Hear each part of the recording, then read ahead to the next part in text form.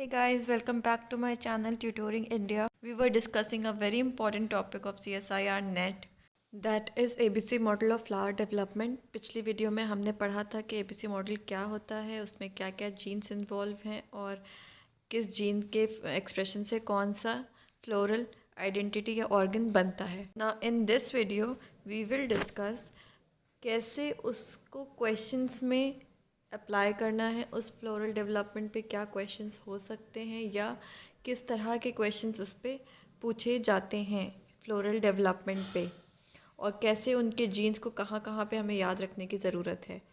So let's start this video.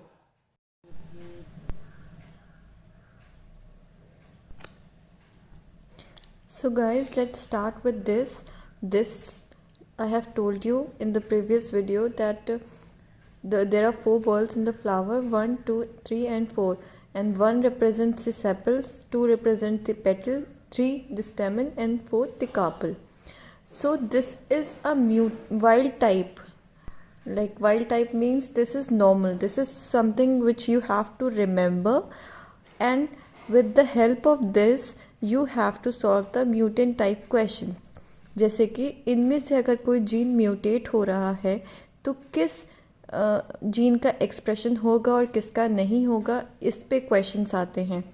इसीलिए मैंने ये पूरा चार्ट बना के आपके लिए रखा है ताकि मैं आपको एक्सप्लेन कर सकूं कि अगर जीन ए म्यूटेट हो रहा है तो क्या क्या पार्ट्स फॉर्म होंगे, जीन बी के म्यूटेशन पे क्या होगा, जीन सी के म्यूटेशन पे क्या होगा, क्योंकि क्वेश्चंस इसी से पुट अप होते हैं, इसी के थ्रू आते हैं.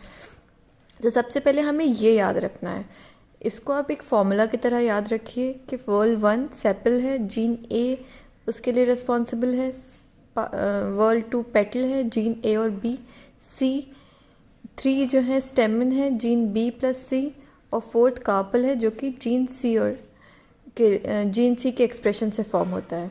तो अगर हम इनमें से कोई एक जीन को म्यूटेट कर दें, जैसे कि हमने पहले केस में किया, जीन ए म्यूटेट हो गया, या इस पे अगर कोई इससे रिलेटेड कोई क्वेश्चन आता है कि जीन ए अगर म्यूटेट हो रहा है तो कैसी वर्ल्स फॉर्म होंगी, तो हमें एक चीज़ हमेशा याद रखनी है जो पिछले वीडियो में मैंने पॉइंट बताया था कि जीन ए और सी म्यूचुअली एंटागोनिस्टिक होते हैं, यानी कि वो एक दूसरे की जगह पे यूज़ किए जा सकते हैं और दोनों में से कोई एक ही एक टाइम पे एक्सप्रेस होगा.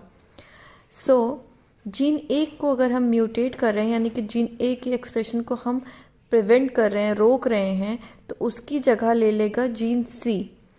तो सेपल के फॉर्मेशन की जगह यहाँ पे जीन ए की जगह जीन सी आ गया पहली वर्ल में, तो वहाँ बनेगा कार्पल, क्योंकि जीन सी बनाता है कार्पल. ये वाइल्ड टाइप याद रखना आपको, इसी के हिसाब से आंसर्स मिलेंगे आपको. नेक्स्ट में पेटल है, gene A plus B, A again mutated है तो इसकी जगह आ जाएगा सी, तो बी प्लस सी क्या बनाएगा, स्टेमन. ठीक है. नेक्स्ट में बी प्लस सी है, ए है ही नहीं तो स्टेमन एज इट इज़ बनेगा. उसके बाद कार्पल सी की मदद से बनता है, ए की ज़रूरत नहीं है तो सिर्फ कार्पल बनेगा. तो जीन ए के म्यूटेशन में हमें सेपल और पेटल नहीं मिलेंगी, सिर्फ कार्पल, स्टेमन और कार्पल मिलेगा. नेक्स्ट अगर हम जीन बी म्यूटेट कर रहे हैं, जीन बी का कोई सब्स्टिट्यूट नहीं है. अगर ऐसा कोई जीन है जिसका कोई सब्स्टिट्यूट नहीं है, यानी कि जीन बी ही अकेला है इस केस में, तो वो डिलीट हो जाता है ऑटोमेटिकली. अगर हमने उसको म्यूटेट कर दिया, यानी कि इसकी एक्टिविटी प्रिवेंट कर दी है, तो वो डिलीट हो जाएगा, उसकी जगह कोई नहीं लेगा. तो पहला तो ए है सिर्फ, तो ए सेपल ही बनाएगा. दूसरे में बी है लेकिन बी डिलीट हो जाएगा क्योंकि वो म्यूटेटेड है, तो ए अकेला सेपल बनाएगा. स्टेमन बी प्लस सी है, बी डिलीट हो जाएगा, सिर्फ सी बचेगा, बनाएगा कार्पल. नेक्स्ट में सी है, कार्पल ही बनाएगा. ठीक है. तो इसमें हमें पेटल्स और स्टेमन्स नहीं मिली इस केस में जहाँ पे जीन बी म्यूटेट हो गया था. अब अगर जीन सी म्यूटेट हो रहा है तो सी और ए आपस में म्यूचुअली एंटागोनिस्टिक हैं, तो सी की जगह ले लेगा ए. तो पहले में ए है, सेपल बनेगा, सेपल बनाया. दूसरे में ए प्लस बी है, पेटल बनेगा, पेटल बनाया. तीसरे में बी प्लस सी है तो सी म्यूटेटेड है, तो उसकी जगह किसने ले ली, ए ने, तो क्या बना, पेटल. सी म्यूटेटेड है, अगेन ए ले लेंगे तो ए बनाता है सेपल. तो ये है. तो इसमें हमारे पास कार्पल और स्टेमन नहीं मिला. तो ये इस तरह से क्वेश्चंस पुट अप होंगे ABC model of flower development के केस में। आपको पता करना है कि कौन सा जीन म्यूटेट हो रहा है तो उसकी जगह पे क्या बनेगा। क्वेश्चंस इसी से रिलेटेड आएंगे और सीधे सीधे 4 नंबर में सेक्शन C में इससे रिलेटेड क्वेश्चंस आते हैं। अगर आपको ये फॉर्मूला याद है या ये चार्ट याद है तो आप बहुत आराम से इसके क्वेश्चंस ही कर सकते हैं और आपको ये पॉइंट हमेशा याद रखना है। इसकी मदद से आप सारे क्वेश्चन बहुत आराम से सॉल्व कर लेंगे। B अगर म्यूटेट हो रहा है तो वो सीधे सीधे डिलीट हो जाएगा। हम एक इससे रिलेटेड कोई क्वेश्चन देख लेते हैं। हाँ, ये मैंने एक क्वेश्चन आपके लिए रखा हुआ है ताकि आप इसको बेटर अंडरस्टैंड कर सकें कि क्वेश्चन किस तरह आ सकता है। तो क्वेश्चन है, which of the floral whorls is affected in A patella 3 और पिस्टिलेटा म्यूटेंट्स। AP3 और PI के म्यूटेंट्स में कौन से फ्लोरल वर्ल्स इफेक्ट होते हैं। तो हमें पहले ये पता होना चाहिए कि AP3 और पिस्टिलेटा किस जीन के अंडर आते हैं। तो वो आते हैं B जीन के अंदर, AP3 और PI। और B जीन रिस्पॉन्सिबल होता है पेटल के फॉर्मेशन में और स्टेमन के, A+B और B+C। तो पेटल और स्टेमन इफ़ेक्ट होंगी। ये 2 वर्ल्स हैं जो अगर हमने AP3 और PI को म्यूटेट किया या B जीन को म्यूटेट किया तो ये दोनों वर्ल्स इफ़ेक्ट होंगी, पेटल एंड स्टेमन।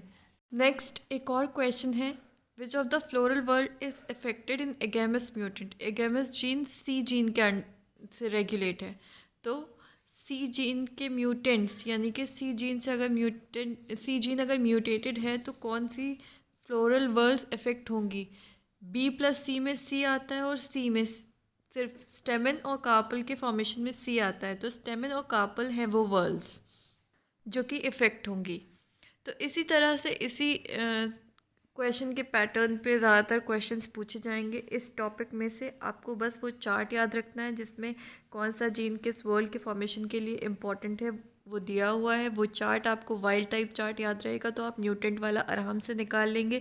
नेक्स्ट दूसरा पॉइंट, हमें वो A और C का म्यूचुअली एंटागोनिस्टिक होना याद रखना है और उसके बाद आपके सारे क्वेश्चंस बहुत आराम से सॉल्व हो जाएंगे।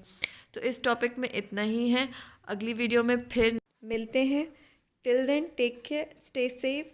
और अगर आपको ये वीडियो पसंद आई तो please hit the like button, subscribe to my channel and share it. Thank you.